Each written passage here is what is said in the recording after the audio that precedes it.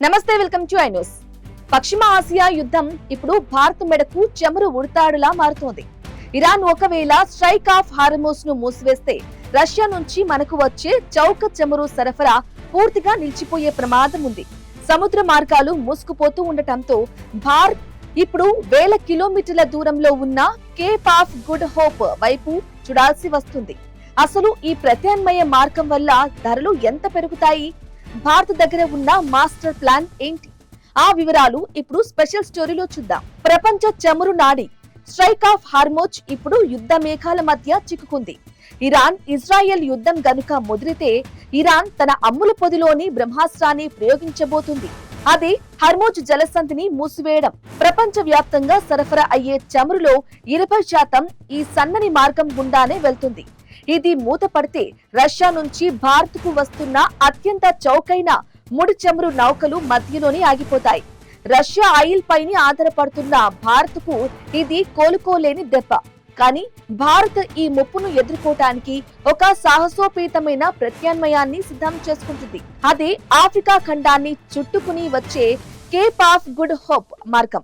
ఎర్ర సముద్రం, హర్మోజ్ మార్గాలు ప్రమాదకరంగా మారితే చమురు నౌకలు వేల కిలోమీటర్ల అదనపు ప్రయాణం చేసి ఆఫ్రికా మీదుగా భారత్ చేరుకోవాల్సి ఉంటుంది.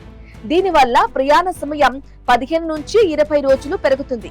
ఫలితంగా షిప్పింగ్ ఖర్చులు, ఇన్సూరెన్స్ ప్రీమియంలు భారంగా మారి లీటర్ పెట్రోల్ ధర భారత్ లో మునుపెన్నడూ లేని స్థాయికి చేరుకునే అవకాశం ఉంది. కేవలం రష్యానే కాదు, ఇరాక్, సౌదీ అరేబియా నుంచి వచ్చే చమురు కూడా ఈ యుద్ధం వల్ల ప్రభావితం కానుంది. అందుకే భారత్ ఇప్పుడు గయానా, బ్రెజిల్, వెనజులా వంటి దేశాల నుంచి చమురు దిగుమతి చేసుకునేందుకు ప్రయత్నాలను ముమ్మరం చేస్తుంది. ఒకవేళ యుద్ధం దీర్ఘకాలం కొనసాగితే భారత్ తన వ్యూహాత్మక పెట్రోలియం నిల్వలను వాడాల్సి ఉంటుంది.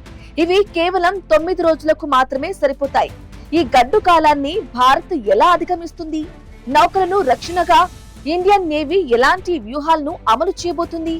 యుద్ధం పశ్చిమాసియాలో జరుగుతున్న దాని సెగ మాత్రం భారతీయుల వంటింట్లో కనిపిస్తుంది.